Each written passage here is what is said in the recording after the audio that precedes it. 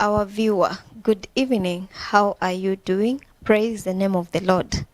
Thank you so much for always choosing Prayer Cave TV. This is a place you get edified, you get educated, you get uplifted by the various programs that we bring to you. And it is my delight that you are able to join us today on your favorite spot, the Youth Nation. As we say, this is a place we come and discuss issues that are affecting the young people. And what do?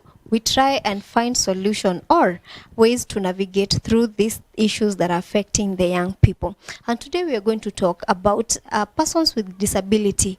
How are they included? There's always a myth that is going on with that topic, you know. People really don't like talking about them because they don't want even to include them. I don't know, but we are going to learn more because we have our specialist today. He's going to tell us more about the person with disability inclusion. So keep it here at Prayer Cave TV, even as we get to learn more. Karibu sana. All right, thank you so much. Thank you for inviting me to the studios today. It's always a delight to be here. My name is Eugene Mushai. I've practiced in the disability space for many years now, and I'm very excited that the conversation about disability is very close to my heart, and also the kind of milestones that we are making in terms of disability inclusion in this country is very exciting. I have worked with various institutions and organizations to provide solutions for persons with disabilities with a keen interest on innovation and technology.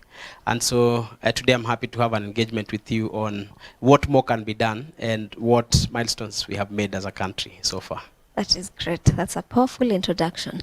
Now, when we say persons with disability, what exactly are we saying? There are public facilities we'll see with those signs, PWD, you know. But what exactly do we mean by persons with disability? All right. A person with a disability is basically anyone who has or lacks the ability to do one or two other things, especially when we talk about the way we are endowed, the way we are created, or the way we are born, or even things that happen to us that make it difficult for us to do certain things. For example, when you talk about us being able to move from one place to another, someone who is not able to use their legs or their two legs to move will be considered a person with a disability. And that does not mean that a person with a disability cannot totally do whatever nature or whatever their endowment or whatever their body has made them not to do. So when you talk about physical disabilities like mobility impairment, so not being able to walk or not being able to move from one place to another, as the rest non-disability citizens or friends or colleagues, that is one area that is affected. The other part is intellectual disabilities or mental disabilities. Those are also challenges that relate to how we connect things and how we make meaning of things and how we can sustain conversations or sustain processes. That is also another area of disability. We also have those who are not able to see or see well. Now that is also another area that is called visual impairment, and also have hearing impairment among other disabilities or impairments. Great. With your interaction with this kind of people, how has your journey been with them?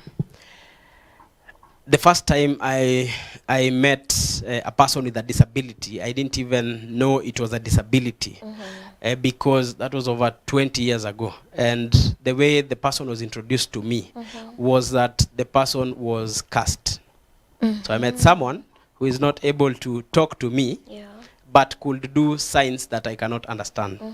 I was told that that person is cursed. What was the argument? That they did something wrong to their parent or their grandparents or their friends, or they talked ill to someone else, and that is why they were cursed. The kind of arguments that I used to get many years ago was that culturally we would get disabilities out of disobedience, resistance, or to the extreme. People would say that someone would envy or just be jealous of you and curse your kid or curse you. And those are the kind of conversations that I used to hear many years ago. Yeah. I interacted with disability at a very young age. And so I sought to understand why this person was cursed and how that curse manifests to that person, even when the person who cursed that, the person with a hearing impairment, is no longer there. Because normally I could hear that people were cast by older people. So if the person who cast you is already gone, why would you still be having a disability? With time, midway the 20 years or say 10 years later, I interacted with persons with disabilities from where I was studying. I sit with someone who can see, but their vision is diminished. I can sit with them in class with the use of spectacles. They can read the same way I am reading, just an enhancement. Yeah. And I realized that that is also another kind of impairment that exists in the society. I didn't know that it will be called disability or there will be need for inclusion later in life. Yeah. So it's just a matter of just realizing what is in our environment and then how it comes to be. Then later on, I think about 5 years ago, I started interacting with disability at a very close range, at a point of I want to solve problems for persons with disabilities. So I invested some time in understanding the various types of disabilities, where those disabilities are found, where prevalence is, and which organizations are dealing with those disabilities. And so in the process of researching and just learning about disabilities, I met one organization that dealt with or deals with visual impairment. And I invested some time working with the organization and consulting for the organization, managing projects for the organization, in terms of what problems exist, matters visual impairment, and how can we solve those problems. The other question is who is solving those problems and how can we do it better with them. Yeah. And so I went on to understand the process of acquiring disabilities. At that time, it was only visual impairment. With time, I understood how visual impairment comes to be. What are the causes and how we can prevent visual impairment. Some things that we ignore, such as long exposure to light, will cause you visual impairment. Cataracts that we can ignore could actually sometimes be prevented, or there is a way we can deal with that, especially with sophisticated technologies and medical equipment. The way we use objects in our eyes is one of the ways that we can create visual impairment, including something as simple as pricking. Sometimes kids will prick each other's eyes for fun. True. And that could cause a visual impairment. So when you understand such things, then you realize the validity of the statement that everyone is a candidate of disability. And apart from visual impairment, I went on to understand other disabilities or other impairments, like hearing impairment that could come from just a loud bang. Even the way we are seated here, a loud bang, maybe thunder, could cause hearing impairment on me or another person. And that is something that has not been expected. Wow. Sometimes you'll have a heart attack and you've probably broken maybe your leg or your hand, and you already declared someone with maybe a mobility or a physical impairment. And so disability is not something that is external to us. It exists among us and around us. So it's just a matter of we thank God for gracing us with abilities. But again, we have a primary and principal responsibility to take advantage of our knowledge on disability to help and to be able to coexist with persons with disabilities. Over time, my interaction has mostly been project management, research, and understanding pain points for persons with disabilities. Over that time, about 6 years, I invested time in working with now multiple disabilities, not just visual impairment, and understood that some people have more than one disability. That creates another Pandora's box. For instance? Someone will be visually impaired, but they also have a mobility impairment. Someone could be what people say you are deaf and dumb. All right? Some people are visually impaired and also hearing impaired. So you can imagine how complex the life of that person becomes. True. Someone will be mobility impaired, so you have maybe an amputation, you don't have one leg or both, and then in the course of, for example, changes that you've made in terms of your lifestyle, the kind of food that you eat, the kind of postures that you sit in and sleep in, over time, you develop other challenges, okay? Or you have a mobility challenge, and out of, say, an accident, you acquire visual impairment, becomes a big problem. So multiple disabilities is also one of the possibilities of anyone who interacts with disability. And we say that anyone could be everyone. It's a candidate. Yes, yes. Wow, that is so powerful. Now, if we go back to history, but I'm glad that things have gone well changing. Innovations have been put in place. There's been a lot of change, education. People are getting to understand these people better. Unlike the days where a person with disability, they were hidden and denied opportunity to even go to school. Now, maybe we can address how have schools included these people in their mainstream schools? All right. With time, and as I had mentioned earlier, we have cultural changes that have happened to enlighten people on disability. True. Or on various impairments. That started with the education system and international organizations and a lot of sensitization. The growth of the internet also has helped a lot in terms of us having perceptions and changing our perspectives around disability and various impairments.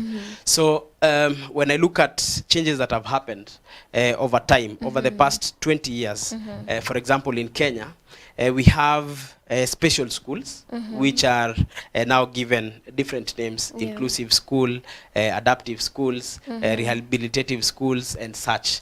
So that is one of the developments that has happened in the disability space in terms of giving access to education to persons with various impairments. That is one of the developments. The other thing that has happened, especially over time in the recent past, those special schools have been converted into integrated schools. What we'll call regular schools have also been enhanced and adapted to accommodate persons with disabilities. Sure. So what is happening right now is the change from just a special school on one end, a regular school on the other end, to having integrated schools. What does that mean? I can sit next to a person with visual impairment and access education at the same time, in the same space, go out together, work in the same environment, and even acquire examination at the same time. True. In the past, in education, we will have a person with, say, a mental impairment or mental disabilities studying at a very slow pace, so that you find someone who is 35 years now in class 3, or now it's called grade 3. You wonder how that person will recover, yet our life expectancy is almost the same. It is true. How will that person recover in terms of pacing up with life and catching up with the rest, with persons without disabilities? So that has improved, and there are numerous attempts to ensure that with innovations and technology, people can study in the same space at the same time. A few adjustments are being made, for example, in terms of examinations, where for someone who is using a large print, for example, they are given more time, or when you get regular text for examinations, someone else with a visual impairment could get large text. All right? We have technology devices that help persons with visual impairment, for example, in the case of total blindness, to acquire learning and examination through Braille. And by this I mean a digital braille. We had the Perkins Braille machine in the past. Now we have things like the Orbit reader.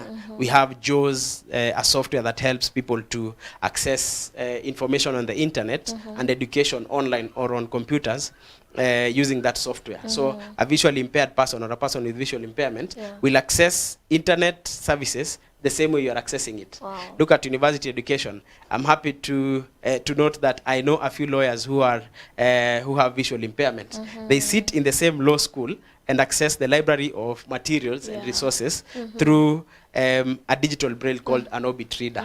Perfect development, which is also being developed over time. Great. To give access. So accessibility has also improved in our education system.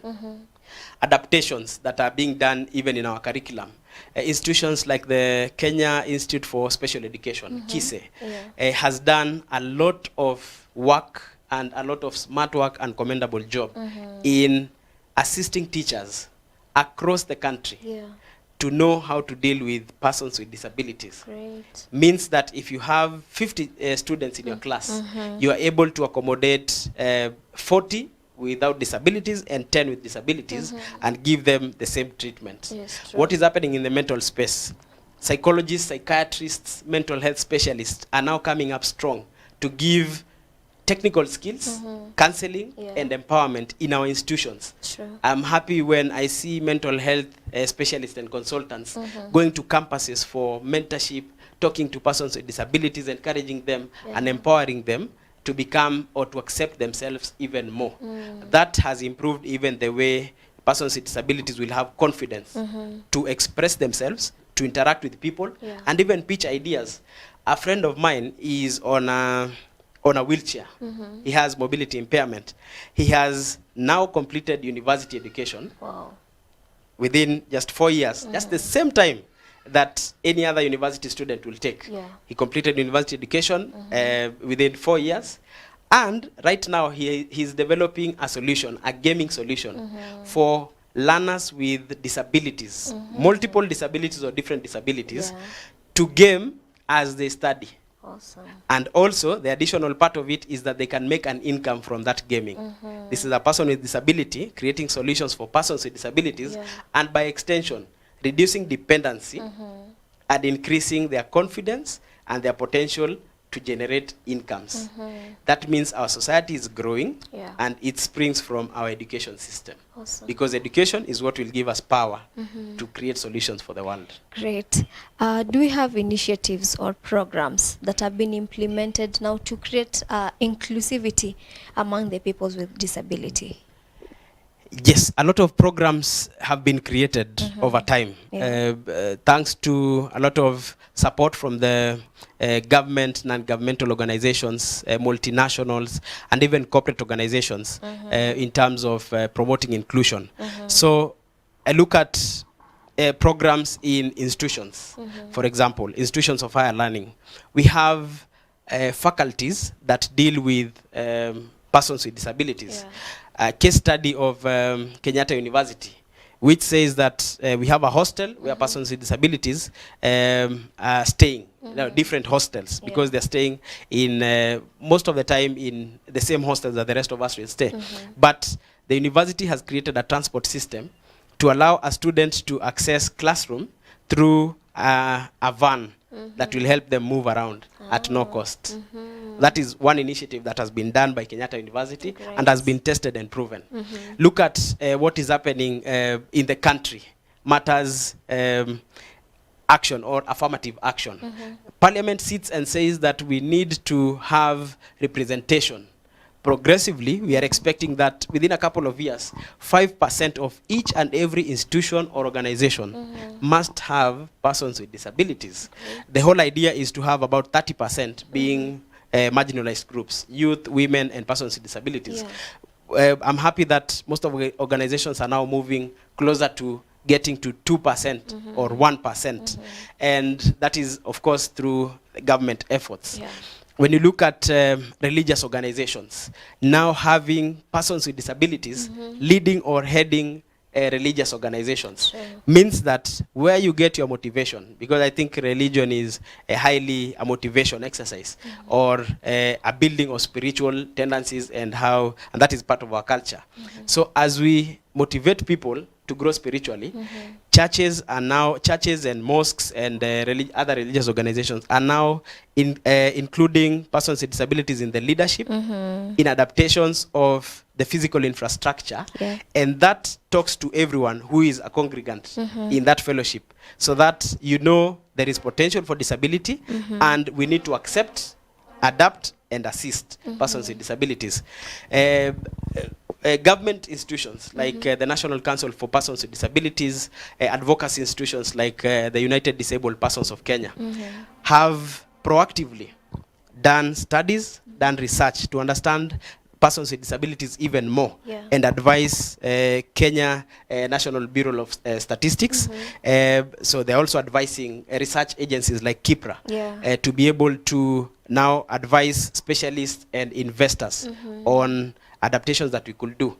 I'm looking at the way technical organizations like the Engineers Association of Kenya, Architectural Association of Kenya, Yeah. now sitting with builders, contractors, persons with disabilities, the government, investors, and even the community to understand what can we do in terms of improving the built environment for Yeah. persons with disabilities. And that has transformed the way people think and take actions. Yeah. We have many challenges that probably we shall discuss, but a lot of effort is being done to include persons with disabilities in our society, and that is commendable, especially in Kenya. That is awesome. Now, there's always this misconception and stigma in the society. How can the society address the issue of stigmatization and misconception that surrounds people with disability to create an environment that is so inclusive even for them? Cultures are normally transferred from one generation to the other. Often, cultures are transferred from parents, caregivers, Yeah. and guardians to their children. True. When children grow, they become parents to another generation. And so misconceptions coming from one generation will normally transcend to the next generation. Absolutely. For the past about 20 years, a lot of effort has been done to sensitize the society or the Kenyan citizenry on disability issues, especially understanding various types of disabilities, programs being done for persons with disabilities, tendencies for persons with disabilities to adapt or not adapt to certain situations, including how we interact with each other. So the issue of stigma is probably a problem that we inherited from previous generations.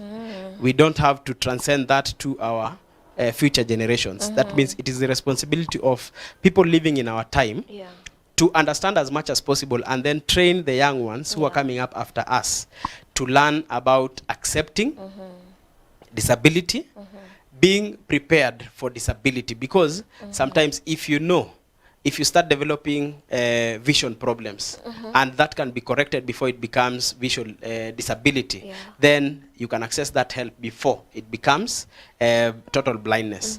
And so if we understand that, then we can help other people who are going through the same problems to access solutions and access help.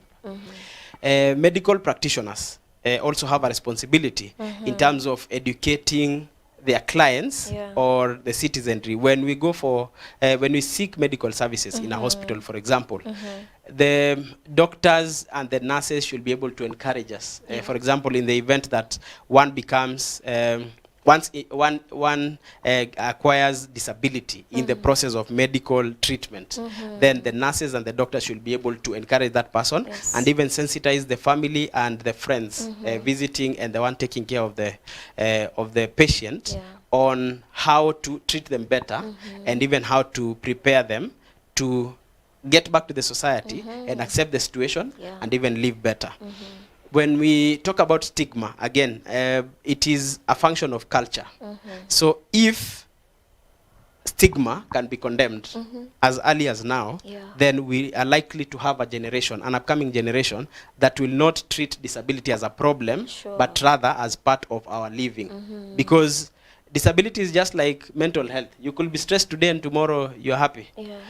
Some disabilities can be corrected, or we can have aesthetics or assistive devices to help us live better or live the way we used to live before we acquire disabilities, Yeah. or at least live like persons without disabilities.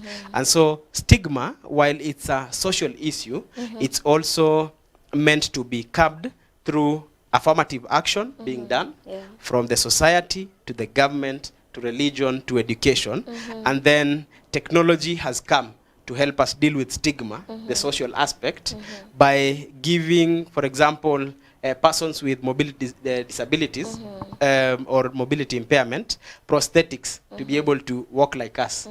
And I'm happy that the society can now even celebrate persons with disabilities doing sports, Yeah. competing in international and global competitions in sports, accessing entrepreneurship opportunities and leading. Yeah. You've seen even in our current government, we have persons with disabilities leading us. And that is one of the ways that we can deal with stigma sustainably.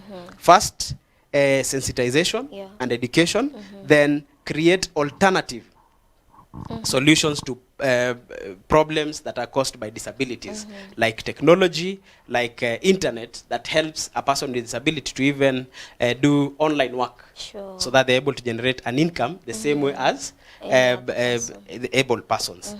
The other part of dealing with stigmatization is looking at the caregiver. We have ignored the caregiver over a long time. Yeah. And that causes a problem, because if the caregiver for this person is with disability acquires, for example, poverty, because they are spending most of their time taking care of the person with disability, True. I don't think the younger generation or even our generation will want to care for persons with disabilities. Sure. That means if we can take care of the caregiver, then we tell the society that anyone has the responsibility of caring for persons with disabilities. Absolutely. So let's take care of the caregiver as we also take care of the persons with disabilities. Then we shall solve that problem for them and the societal problem, and kill stigmatization very fast and sustainably. Wow, that is great. Now, in that area of inclusivity, how can employers open opportunities, just like for any other else, for these people with disabilities? Because if you go to, I wouldn't say all of them, but most of those organizations, they do not take people in with disabilities. How can they create an equal opportunity for everybody? One of the reasons why persons with disabilities are not onboarded or recruited in most organizations is first fear.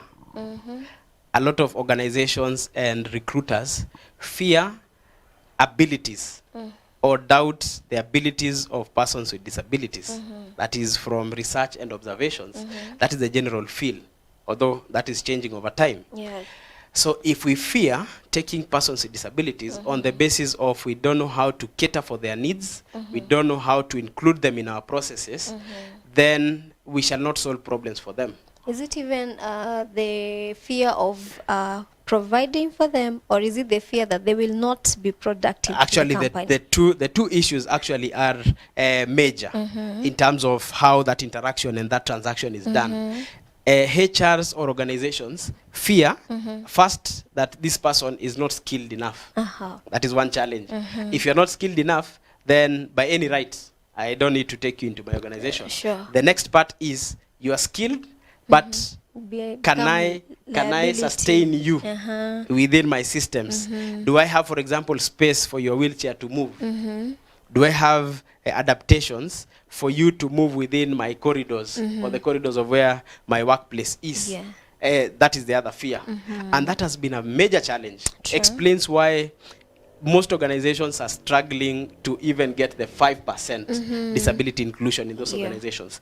In Kenya, as of 2023, the one organization had about 3%. That is commended as the best organization in terms of inclusion in Kenya. Wow. Only has 3% of staff being persons with disabilities. Many other organizations are struggling with 1% and 2%. Many of them just have good stories and zero inclusion. It is actually acceptable now, but we are likely to move, if we take action, we are likely to move towards having inclusion growing. But the challenge of persons with disabilities being included in the workspace relates to two things. One, adaptations that we can do? Yeah. Can we change just a few aspects of our built infrastructure to accommodate persons with disabilities? Yes. You're fearing that you're not able to get someone on a wheelchair to move around. Are you able to just increase, instead of staircases, just have one of the staircases being a ramp? Yeah. All right? Or increase just a gradient where a person on wheelchairs can move easily. Yeah. And that has been done in many places. I've seen many religious places of worship adjusting and adapting without changing the infrastructure. Accessibility, once solved, Yes. then the fear of being able to accommodate a person with disability will reduce by a great extent. The second part is on the skilling and capabilities, improving capabilities of persons with disabilities to get into technical works and be productive in their careers. So if we are talking about persons with disabilities studying slow and not accessing higher education or technical education, then why don't we, through the education system, give them the skills that we want them to get? Institutions like deaf empowerment institutions are now helping a person with hearing impairment to acquire technology skills. And when they come to your organization, they're able to do tech work, websites, design, digital marketing, and such, because that relates to only text and sight. Yeah, sure. For people with visual impairment, you find organizations or institutions helping them to acquire ways of being able to use a mobile phone, for example, using software like NVDA to access learning, to access chat, to access communication. Sure. And so those people, persons with visual impairment, get to a customer care office and they're able to convince you to buy products. They're able to solve your problems. In my opinion, and from my interactions, I think I've had the best experiences, matters customer care, from persons with visual impairment. I've seen that working in places like Safaricom and KRA, where persons with visual impairment are able to give us solutions to how we navigate the KRA system and the iTax. Very interesting stuff. And that is exciting. So if small organizations can take up the challenge and improve accessibility through adaptation or through improving the way we design our new infrastructure, the new buildings that are coming up, can we make them adaptive and inclusive? Can we make our roads more accessible for persons with disabilities? Then can we make our institutions accessible and inclusive even in terms of education delivery? Then we shall solve the problem of including persons with disabilities in the workplace. And so in Kenya, we are able to move from the struggling 1% to the 5% that is already provided as at our vision for 2030. Wow, that is awesome. Then how do you think the employers and the education system can come together and collaborate, work together and ensure there's training to help these people transition into workplace and also into education? All right, so most employers and the job industry, let me shelve entrepreneurship a bit, but the job industry depends on the outputs of the education system for its sustainability. So if the employer can communicate to the educator on the expectations of the kind of students or the kind of graduates they want to have in the workplace, we are solving 50% of the problem. But there's a 50% that needs to be solved. And who solves that problem? Because this is 50-50. The educator must be proactive in terms of how they're engaging the employer to learn about their needs and curate solutions through curriculum and through adaptations in the education system. Then there is the referee, the society. Are we able to support institutions that are inclusive and integrated institutions that are helping persons with disabilities to do better? Let's go and support them. The government also has a role to play. The policies that we have, are we able to follow through the policies and ensure that institutions are inclusive and offer solutions for persons with disabilities? And then are we creating an environment where, for example, the tax rebates and tax allowances that organizations are meant to be given for accommodating persons with disabilities, can we enact them so that we can entice organizations to take up persons with disabilities? The other challenge is the issue of accessing devices or tech devices, which in the space of disability or inclusion, we call it assistive technologies. Can we have assistive technologies deployed to schools and institutions of higher learning, so that by the time the learners are coming to those institutions, they can find the assistive technologies there and devices and access information fast. True. So that we also have a high rate of deploying these graduates Into the market. with disabilities into the market. Wow. And then that will definitely be made better by creating a good business and job environment for the country. Wow. And clearly we can see where there's a will, there is a way. And with that, we're going to take a very short break. Keep it here at PrayerCaveTV. Welcome back, our viewer. Thank you so much for always choosing us, PrayerCaveTV. Thank you so much for always joining us here on your favorite spot, the Youth Nation. Every Saturday, we are so delighted that we get to discuss issues that are affecting the young people, and of course, how we are going to navigate through the issues. And today we are talking matters, how do we include the people with disability? And we say it is not like disability, they are only abled differently from us. And we have our guest in studio, who is an expert who has worked with these people with disability, and he's giving us a lot of information and getting to understand exactly what these people go through. Now, maybe you can tell us, how has technology been harnessed in the education sector, in employment, to help these people with disability? So a lot has improved, a lot has happened. Matters technology application or application of technology and technology processes and technological advancements in the disability space. When you look at, for example, the education sector, look at how learning has been improved through technology, so that through use of softwares, use of assistive devices, learning platforms being created, innovative programs for persons with disabilities or learners with disabilities being created, and then that gives us a way to make education interesting, fun, and sustainably effective. I am privy to developments that are done by international organizations that have brought, especially in Kenya, have brought learning with gaming for kids. And so you find, for example, a learner with autism is able to adapt through learning and playing at the same time.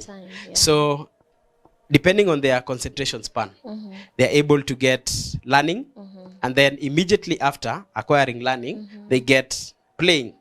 And so their psychomotive development improves over time.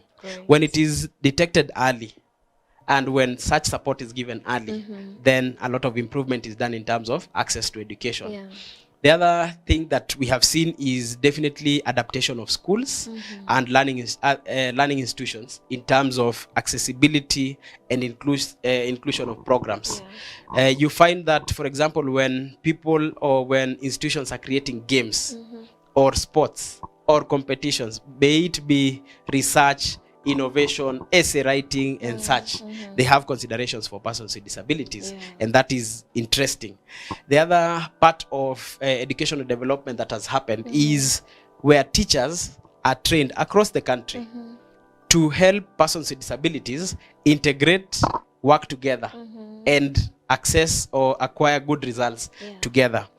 You see, in the past 5 years, learners with disabilities have topped national examinations consistently for 5 years, both at primary level and secondary level. I'm even more excited with learners who are excellent or who are excelling at secondary level, because they're able to get to very good institutions of higher learning.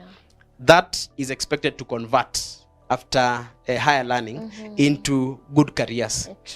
And so employers are now easier to convince about the capability, the efficiency, and the technicality or the technical skills that are borne by persons with disabilities. That is just about education. When you look at the entrepreneurship ecosystem, persons with disabilities have been encouraged to develop business ideas, thoughts, and innovations that can be supported. Programs organizations, associations, and businesses are supporting persons with disabilities to get into entrepreneurship. Yeah. Banks are giving capital and investing in businesses owned and run by persons with disabilities. What does that cause us to do? Increase income amongst persons with disabilities. Sure. That affects even the caregiver because you have increased income to the person with disability, and by extension, most organizations are helping the caregiver. When you look at, for example, movement around towns, you'll find, for example, in the informal sector, the government, the national and the county governments across Kenya will help persons with disabilities acquire designated places where they can work from. You find a shoe shiner, you find someone who is selling food, fruits, clothes, and they have disabilities. You also find people in technical stuff, technical works. For example, you go to large corporations and you find a lot of softwares being developed by persons with disabilities. Organizations that are able to even upskill people who acquire disabilities in the course of their work to reinstate them to where they were working or to assign them to different departments where they can deliver. Those are improvements that are being done in the entrepreneurship ecosystem to ensure that persons with disabilities are included and adaptations are made to give them accessibility and inclusion. When you look at just the society generally, Yes. improvements have been made in terms of sensitization. Learning and advocacy has been on the rise in Kenya for the past 20 years on disability. We have challenges like the Disability Act taking a very long time before it is adopted and even supported. But the society is now awake, and the society is now keen on ensuring that stigmatization is reduced, mental health issues among persons with disabilities are sorted and dealt with. Organizations are even doing CSR amongst organizations of persons with disabilities. The medical and health fraternity is also doing a lot of work in terms of preventing disabilities. And so when you look at improvements in prosthetic care for persons with mobility impairment, when you look at improvements in the mental health care providers, what they are doing is to ensure that they can give help to people who can prevent disability and also accommodating persons with disabilities and giving them solutions to their problems. I'm happy when I see people with disabilities getting ways to walk, people with disabilities getting ways to even drive. When I see parking slots labeled disability, I'm normally very excited, and especially when it is not occupied, because again, you find notorious people who will still occupy that parking even when they don't have disabilities. So when I see such adaptations and the way they have been accepted by the society, I'm very excited because it's an improvement and it helps the society to accept disability, support disability, and also helps the persons with disabilities to become actually full members of the society. And that is helpful for us now and in the future. It is true. Wow. Talking about accessibility, you've said an infrastructure that has been improved. What else do you think the government should do to create a good environment, and also the society to create a good environment for people with disabilities? All right. I think I would want to start from what has been done and how it has been done.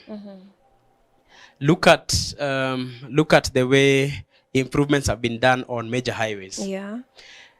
Allows people who are driving to drive comfortably. In fact, faster, more comfortably, using less fuel and having more space. Look at what is being done to the pedestrian. Smaller pavements that have now even been encroached with, apart from businesses, you'll find all signages are done on the pavements. Where billboards being erected, the small billboards next to the road. That means I'm not able to move on my pedestrian path on my wheelchair if I have mobility impairment. That's a big challenge. And players in the transport sector and the built infrastructure sector have tried, as they say, to solve that problem by making it a policy issue supported by the government and the specialists and the consultants to improve such infrastructure. Very little has been done in practice. That's a big challenge. When you look at the bridges, from one bridge to another, you'll find it's a very big distance. So basically what we are saying is, if I'm not close to a bridge, a foot bridge, then on my wheelchair, I have to take 3 or 2 hours or 1 hour to get to the next bridge. How about if we had more bridges? Even those bridges that we are talking about, how many of the bridges that you have seen on the highways are accessible to persons with disabilities? How many? You find a ram which is more strenuous to use than even just being assisted by someone else. People even decide not to use the foot bridges because it's an uphill task. That's a big challenge. Look at institutions or buildings where we work from, where we learn from, where we even serve from, where we're even accessing financial training or entrepreneurship training from. Training is on the 5th floor or the 10th floor, and I'm on a wheelchair, and there's no lift, or even the lift is not accessible. How am I going to access that space?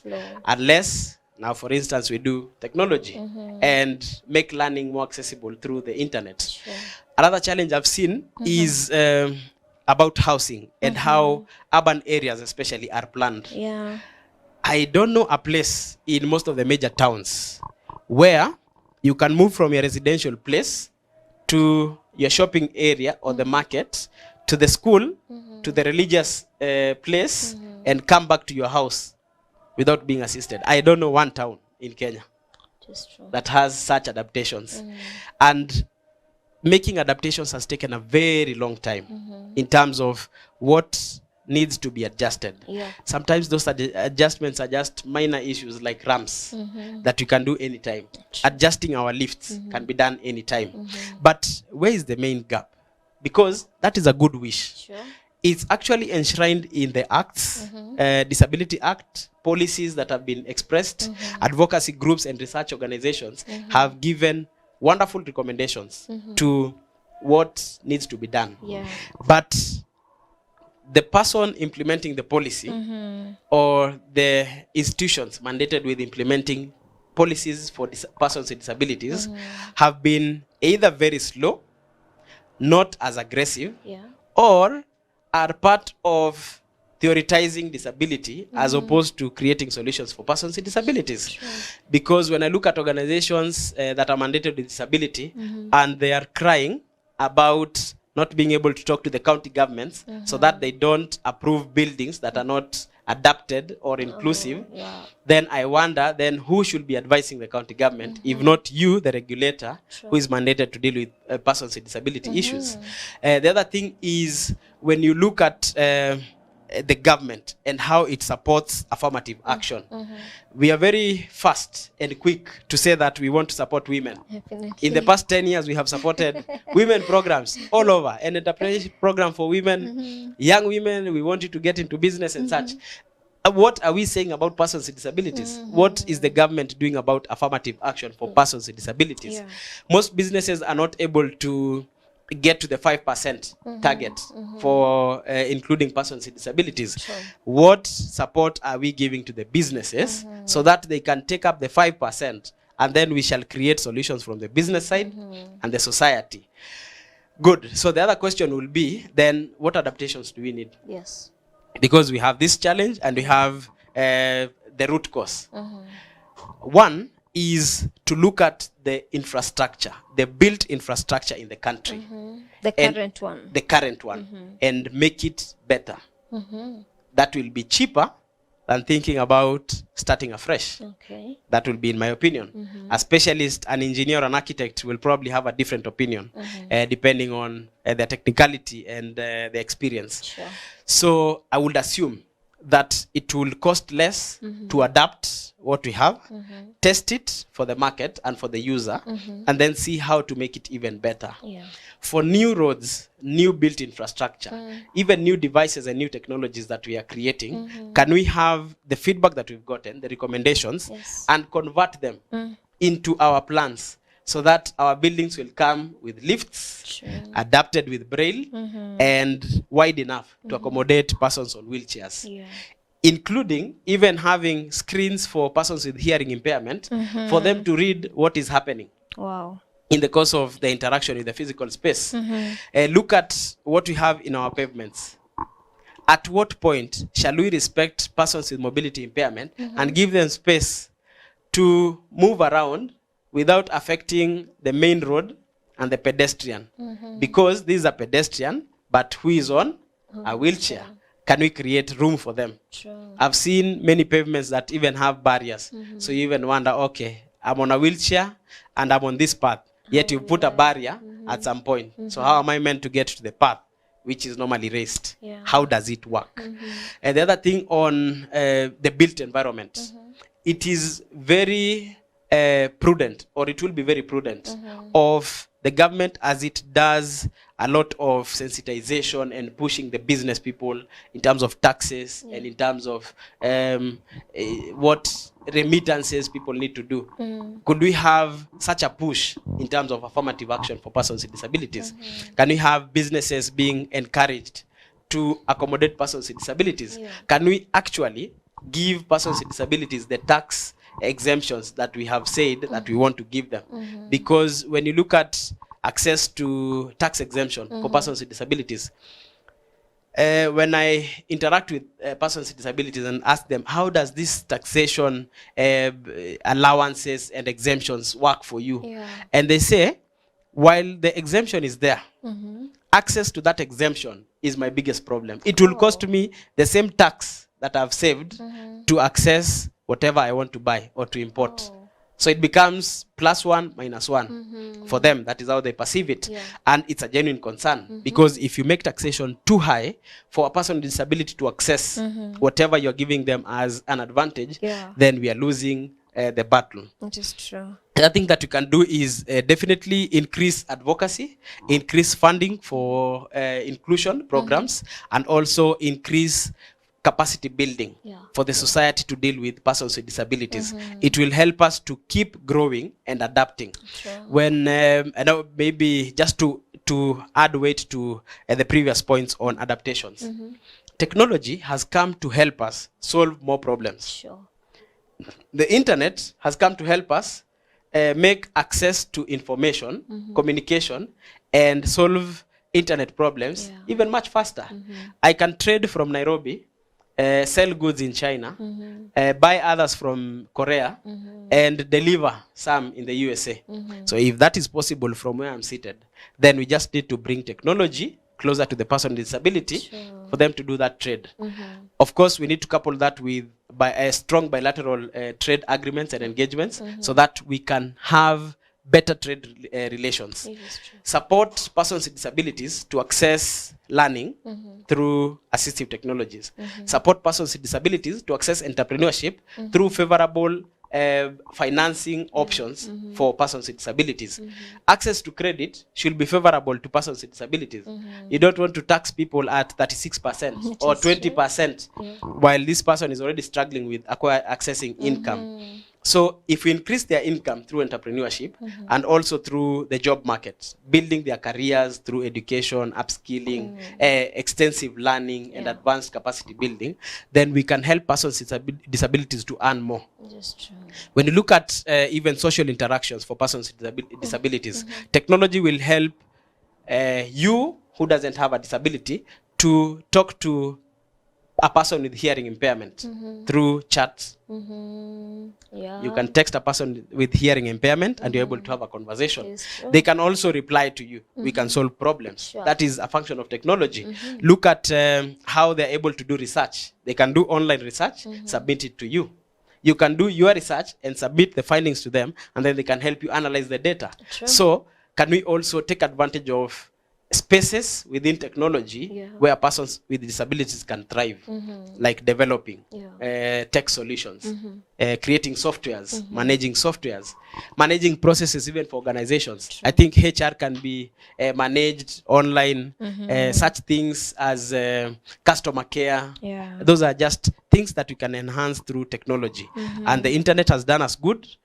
We also have now tech devices becoming cheaper and cheaper by the day. And so if you can access and distribute amongst persons with disabilities, then technology will work for us. Wow, that is a great well of information.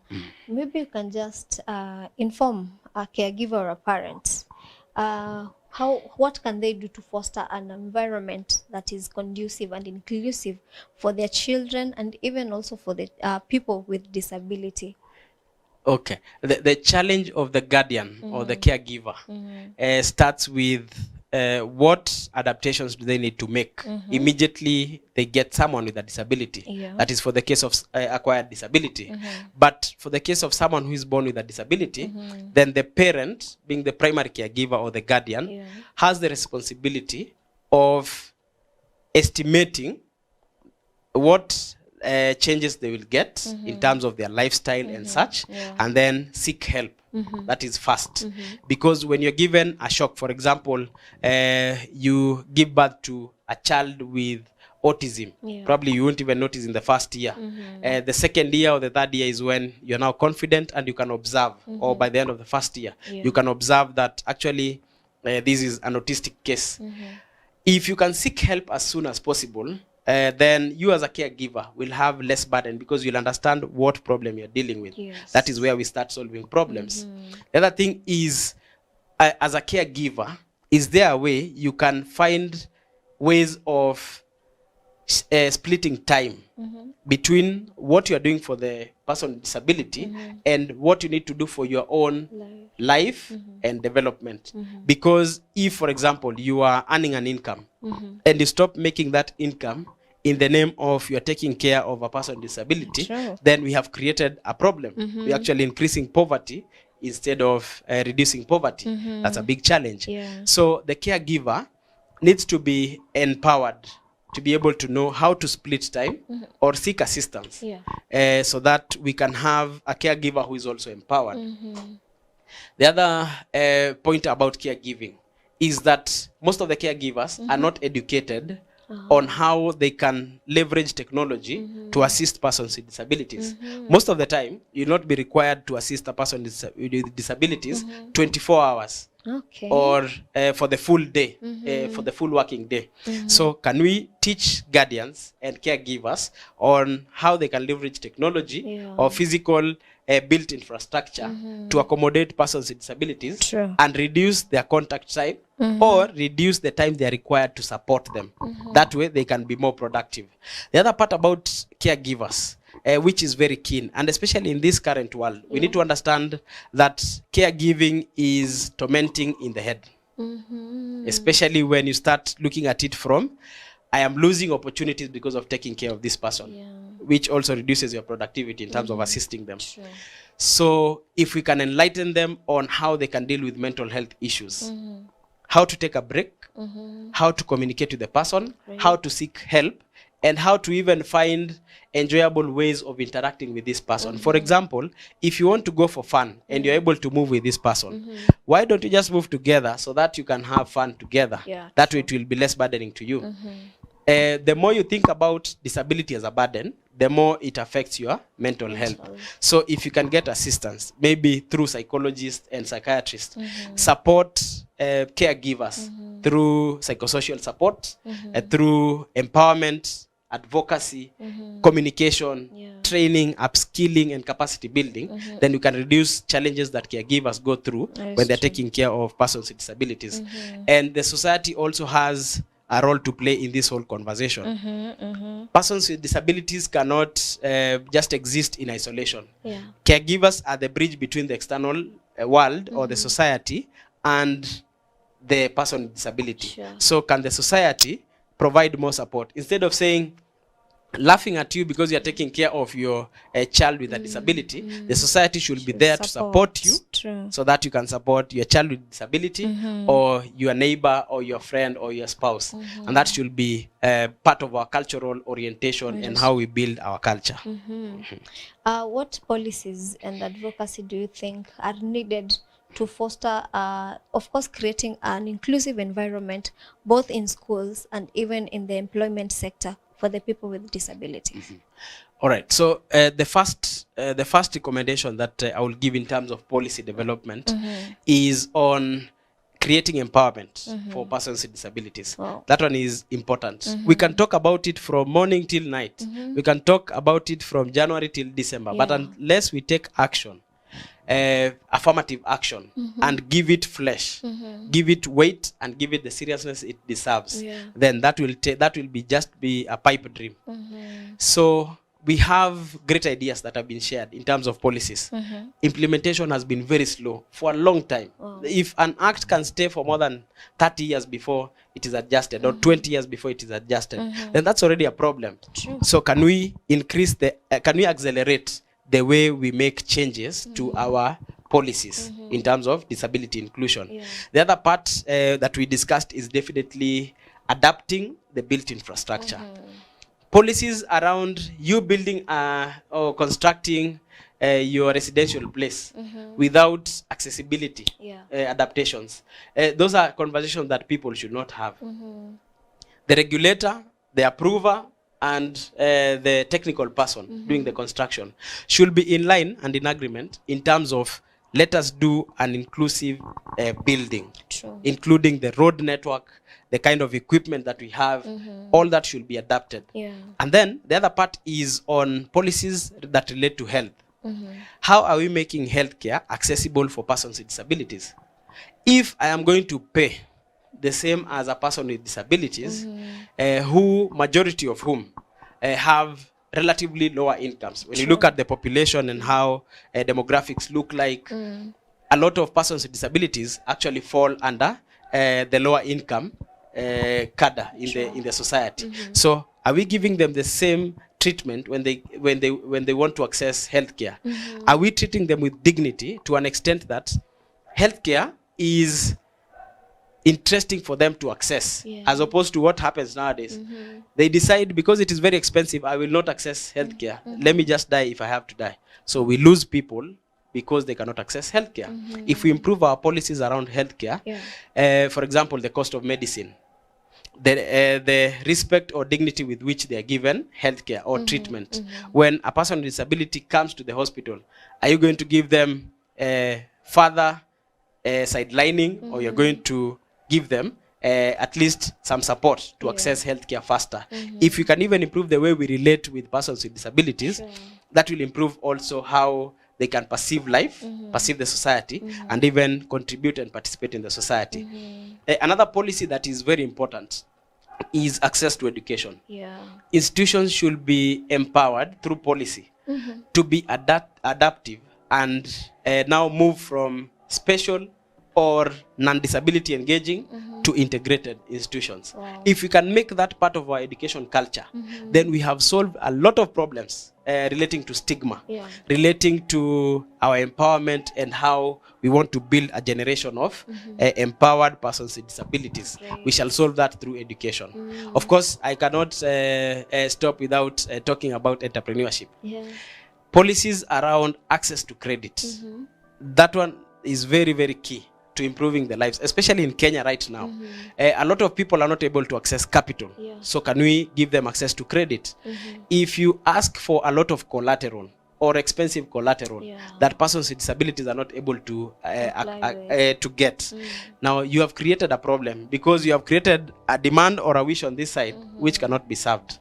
If you can reduce the cost of credit in Kenya, if you can also increase the capitation that you can give to persons with disabilities, that will give us an advantage in terms of allowing persons with disabilities to get into employment, get into entrepreneurship, and become more productive.